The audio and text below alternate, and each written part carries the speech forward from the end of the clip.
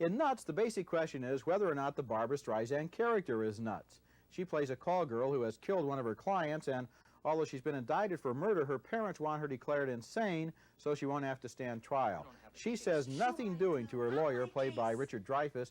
She says she wants to stand trial. But look, I don't know if you believe this or not, but I'm a perfectly sane woman. And I don't bother anyone who doesn't bother me first. You get it?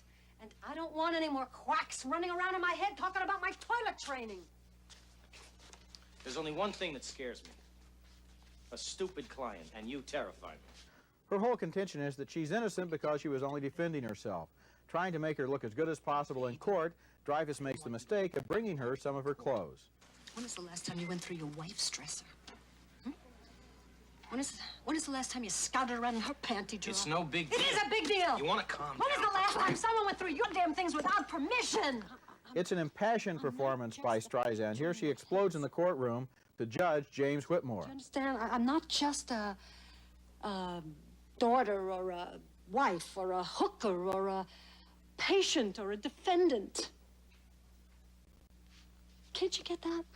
Eli Wallach plays the court-appointed psychiatrist who claims that she's insane, and she supervises Dreyfuss in handling her defense.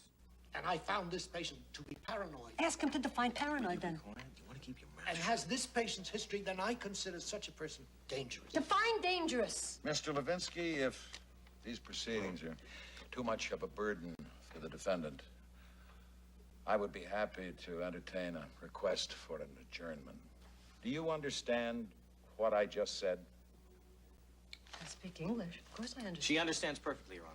Some of this courtroom stuff is fairly interesting, and Streisand does give a good performance, but there's so much corny, obvious psychoanalysis in this film, including a whole side story about how her father, or stepfather, Carl Malden, assaulted her when she was a little girl, and see, that's why she turned out the way she did, and so forth. It all belongs on a docudrama of the week. It doesn't belong in a Streisand movie. I give this 2 stars, and I'm Roger Ebert.